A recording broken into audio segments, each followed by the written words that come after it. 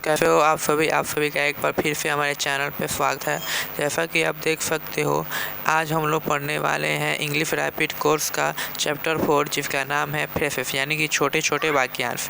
जैसा कि लिखा हुआ मैं आपको बता भी सकता हूँ, अंग्रेजी में वाक्यों की जगह पे कई बार हम वाक्यांश यानी कि छोटे छोटे शब्दों के समूह का छोटा छोटा वाक्यों का हम प्रयोग कर लेते हैं और इन्हीं से हम काम चला लेते हैं स्पोकन में। उदाहरण के तौर पे देख सकते हो, आप बोलते हो yes sir, no sir, very good sir, etcetera. ये वाक्यांश इतने अधिक प्रचलित हैं कि अंग्रेजी बोलने और समझने के इच्छुक प्रत्येक व्यक्ति को इनसे परिचित होना बहुत ही ज़रूरी है।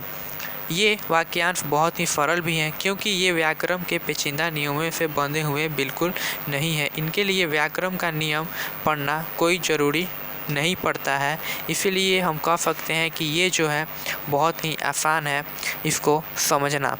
आई होप आपको यहाँ तक क्लियर हो गया होगा। अब आइए हम बढ़ लेते हैं अपने नेक्स्ट पॉइंट पे। जैसा कि आप देख सकते हो, इसमें हमने 10 शब्द है, 10 के आधे भी शब्द है। ये सभी जो है वाक्यांश है, छोटे छोटे फ्रेजेस हैं।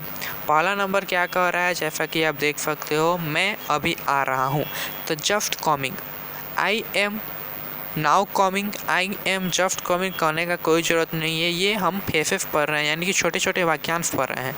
हम सिंपली कह देंगे जस्ट कमिंग। बहुत अच्छा, वेरी वेल। ये सभी शब्द जो हैं आपको याद करने ही पड़ेंगे, बिना याद किए ये नहीं होते हैं। ओके, आई होप आपको यहाँ तक समझ आ रहा होगा। आइए देख लेते हैं 3 नंबर। अच्छी बात है, फाइन या फिर वेरी गुड भी आप कह सकते हो। नेक्स्ट है अच्छी, जैसी आपकी मर्जी। जैसी आपकी मर्जी, एज यू लाइक। जैसी आपकी मर्जी आपको किसी से कहना है तो आप सिंपली उसे कहिएगा एज यू लाइक। जैसा कि मैंने आपको बता दिया, एज यू लाइक, जैसी आपकी मर्जी, एज यू लाइक आप सिंपली कह सकते हो। 5 नंबर है और कुछ, आपको किसी से कहना है और कुछ बोलो तो एनीथिंग एल्स आप कह सकते हो। 6 नंबर है बस रहने दो, डैट्स एनफ। डैट्स एनफ आप कह सकते हो। 7 नंबर है इस सम्मान के लिए धन्यवाद, तो आपको सिंपली इंग्लिश में आप कहिएगा थैंक्स फॉर दिस होनर। यहाँ पे एच है। नेक्स्ट है 8 नंबर, वहाँ पे मिसप्रिंट हो गया है, उसको आप एच बना लीजिएगा। 8 नंबर है अच्छा। अच्छा में आप सीधे ओके कहोगे, ओके ठीक है, अच्छा है। 9 नंबर है क्यों नहीं, वाई नॉट, सिंपली। ये सभी छोटे छोटे जो फ्रेजेस हैं, छोटे छोटे जो वाक्यांश हैं, यानी कि वाक्य का अंश है। ये पूरा वाक्य नहीं है, ये वाक्य का अंश है। और इसके लिए आपको कोई भी ग्रामर का ज़रूरत नहीं पड़ता है। जो अंग्रेज थे, अंग्रेज भी जब इंग्लिश बोलते हैं तो वे भी ग्रामेटिक मिस्टेक बहुत ही करते हैं, उनका भी ग्रामर में मिस्टेक बहुत ही होता है। लेकिन हम ग्रामर पे मिस्टेक पे हम ध्यान नहीं देते हैं। जब भी हम इंग्लिश बोलते हैं ग्रामर मिस्टेक होता है, सबसे होता है, ठीक है। ये सभी जो है ये ग्रामर से नियम से पढ़े हैं, इसको ग्रामर से जोड़िएगा मत। ये सब याद किए जाते हैं कोई शब्द, जैसे कि क्यों नहीं, वाई नॉट, थोड़ा सा भी नहीं, नॉट अ बीट, ये सभी शब्द आपको याद करना ही पड़ेंगे। आइए देख लेते हैं आगे नेक्स्ट पेज पे। जैसा कि आप देख सकते हो 10 तक हो गया। 11 नंबर देख लेते हैं। 11 नंबर है ध्यान रखना, टेक केयर। नेक्स्ट है कल मिलेंगे, सी यू टुमारो। 13 नंबर है हाँ जरूर, yes, by all means. Next है 14 नंबर बहुत है, ये that is too much, simply आप कह सकते हो। 15 नंबर है हाँ सर, तो यस सर आप सिंपली ये जानते ही होगे आप। 16 नंबर है नहीं कभी नहीं, not at all. Okay, I hope आपको समझ में आ रहा होगा। आगे है हमारा 17 नंबर, कोई बात नहीं, नेवर माइंड या फिर डज नॉट मैटर आप कह सकते हो। जैसे कि आपको कोई सॉरी भी कहता है तो आप कह सकते हो नेवर माइंड, कोई बात नहीं। नेक्स्ट 18 नंबर और कुछ नहीं, नथिंग एल्स, मुझे और कुछ नहीं चाहिए, नथिंग एल्स। 19 नंबर है कोई खास बात नहीं है, नथिंग स्पेशल, सिंपली।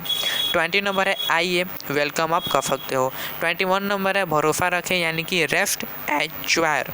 ओके, आप भरोसा रखना है तो आप कह सकते हो रेस्ट एश्योर्ड, सिंपली आप कह सकते हो। 22 नंबर है हमारे पास बहुत दिन से आपको नहीं देखा, लॉन्ग टाइम नो सी, ये सिंपली आप कह सकते हो। 23 नंबर है अच्छा चलते हैं, गुड बाय, तो सिंपली गुड बाय कह दो। नेक्स्ट है आपको भी विदा, बाय बाय। 25 नंबर है जरा सा भी नहीं, नॉट द लिस्ट। देखिए ये लगभग सभी वाक्यांश ही हैं, पूर्ण वाक्य नहीं है, जैसा कि मैंने ऊपर आपको बताया। पर इनसे पूर्ण वाक्य जैसा काम लिया जाता है। ये छोटे जो शब्द हैं इसको आप बोल दीजिएगा तो ये पूरे वाक्य जैसा काम करते हैं। जैसे कि आप कह सकते हो गुड बाय, तो गुड बाय कह दोगे सिंपली। ये छोटा सा एक शब्द है लेकिन इसका हिंदी में मतलब बड़ा हो जाता है अच्छा चलते हैं।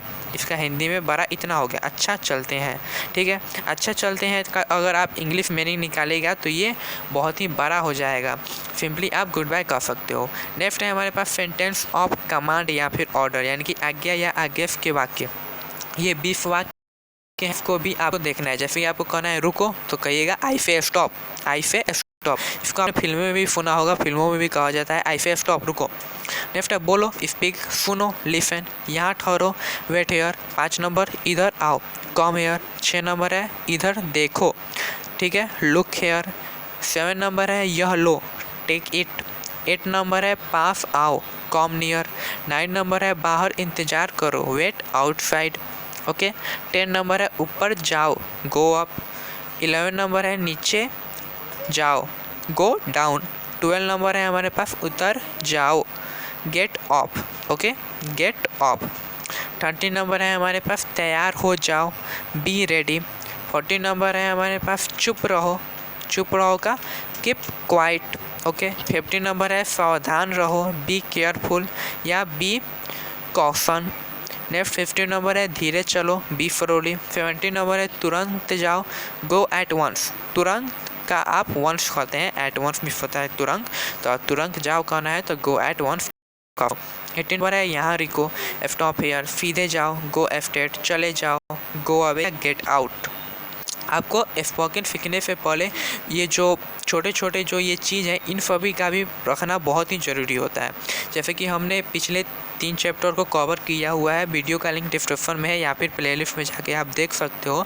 वहाँ पे हमने बताया कि कैसे किसी को अभिवादन करना है, गुड मॉर्निंग, गुड आफ्टरनून, गलती होने पे सॉरी, एक्सक्यूज मी, पार्डन, ये सभी शब्दों का इस्तेमाल हमने आपको बताया था। एक्सक्लेमेशन शब्द भी बताया था, जैसे कि हुर्रे, हाय बाय, ये सब भी हमने किया था। ये है सेंटेंस ऑफ कमांड भी हमने देख लिया और कुछ फेसिस वर्ड्स को भी हमने देख लिया जिनका इस्तेमाल बहुत ही ज़रूरी होता है। जैसे कि मैं अभी आ रहा हूँ, जस्ट कमिंग, आप हिंदी में भी कहते होगे मैं अभी आ रहा हूँ, बहुत अच्छा किया आपने, वेरी वेल डन। ये सभी शब्द आप इंग्लिश में बोल सकते हो, कोई प्रॉब्लम नहीं है, आप इंग्लिश में बोल सकते हो। यहाँ पे थोड़ा सा और है, इसको भी मैं आपको दिखा सकता हूँ। तड़का ना होते हुए भी ये पुण्य वाक्य है, भले इसमें तड़का नहीं है, सब्जेक्ट नहीं है, लेकिन ये पूरा वाक्य है जो ऊपर में हम, क्योंकि इनमें क्रियाएं अपने स्थान पर हैं। ये आदेश यानी कि कमांड के वाक्य हैं।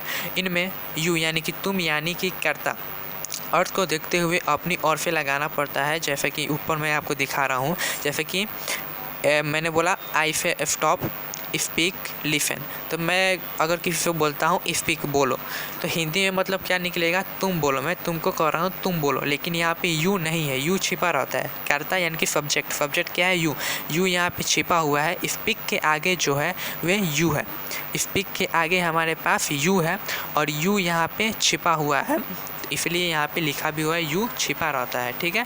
इसको हमें लगाना पड़ता है अलग से, ठीक है। अर्थात इन वाक्यों में यू जो है ये अंडरस्टूड है यानी कि छिपा हुआ है। याद रखने का कुछ बात है, 4 पॉइंट, इसको भी हम देख लेते हैं। 1 नंबर है जो ऊपर बी भाग में सभी आज्ञा या आदेश के वाक्य है। बी भाग कौन सा था जी, हमने जो यहाँ पे बताया ये वाला था बी भाग, यानी कि आज्ञा या आदेश के वाक्य, ओके। ये सब आज्ञा या आदेश के वाक्य हैं। आप इन्हें थोड़े से प्रयत्न से प्रार्थना सूचक वाक्यों में भी बदल सकते हैं, प्रार्थना सूचक में बदल सकते हैं। ऊपर के सभी वाक्यों से पहले प्लीज जोड़ा जाता है, प्लीज भी आप जोड़ सकते हो, जैसे कि please stop, please listen, okay. तो ये आज्ञा के वाक्य जो हैं रिक्वेस्ट में बदल सकते हैं। पहला जो हमारे पास वाक्य है स्टॉप, तो हम स्टॉप कर रहे हैं तो ऑर्डर का वाक्य हो रहा है, लेकिन वही अगर हम कह दें प्लीज स्टॉप, तो प्लीज स्टॉप कहेंगे तो क्या हो जाएगा, प्लीज स्टॉप कहने पे ये हमारे पास आज्ञा नहीं रह जाएगा, ये हमारा बन जाएगा क्या, तो रिक्वेस्ट बन जाएगा, ओके। इसी तरह सभी वाक्य आप बना सकते हो। इस तरह इन वाक्यों की क्रियाओं का अर्थ आदर सूचक हो जाएगा। दूसरा नंबर पॉइंट भी हम देख लेते हैं। जब आप अपने अधिकारी से अवकाश मांगे या ऐसे ही कोई और प्रार्थना करें, वहाँ प्लीज़ के स्थान पे आप कैंडल लगाते हैं, क्योंकि आप गिड़गिड़ा के मांग रहे हैं। इसको हमने पहले भी बताया था, आपको बहुत ही ज़रूरी है, तो वहाँ पे प्लीज़ की जगह पे कैंडल लगाते हैं। कृपया का 2 इंग्लिश होता है, कैंडली और प्लीज़। कैंडली आप सिंपली प्लीज़ जो है आप सिंपली कह देते हो, चाहे उसने आपको दिया सामान तो भी ठीक है, उस आदमी ने सामान आपको कुछ नहीं दिया तब भी ठीक है। जैसे please give me your pen, अब वो हमको पेन दे या ना दे कोई प्रॉब्लम नहीं होगा उससे। लेकिन अगर हम कहें kindly give your pen, kindly अगर हम लगा देते हैं तो वहाँ पे हो जाता है आपको पेन की बहुत ज़रूरी है, आपको वह पेन चाहिए ही चाहिए। तो अधिकारी से मांगना है, छुट्टी मांगना है, तो ये आपका बहुत ही ज़रूरी है। इसलिए आप वहाँ पे क्या कहिएगा, इसलिए आपको वहाँ पे कहना होगा कैंडली। जैसे कि कृपया मुझे 1 दिन का अवकाश प्रदान करें, kindly grant me leave for 1 day. कृपया मामलों की जांच पड़ताल करें, kindly look into the matter. इन दोनों वाक्यों में प्लीज शब्द का प्रयोग उचित नहीं होगा, इसलिए हम यहाँ पे कैंडली का प्रयोग करते हैं। आई होप आपको यहाँ तक कोई प्रॉब्लम नहीं होगा। 3 नंबर जो है उसको भी हम आपको बता देते हैं। क्या कहता है 3 नंबर, डोंट या फिर डू नॉट शब्दों का संक्षिप्त रूप होता है। क्या होता है, संक्षिप्त रूप होता है। ओके, और यहाँ पे हम डोंट कह सकते हैं, कैंट भी कह सकते हैं। आदेश और प्रार्थना के वाक्य हम 9वें दिन में देख लेंगे। यहाँ तक क्लियर हो गया। Thank you for watching.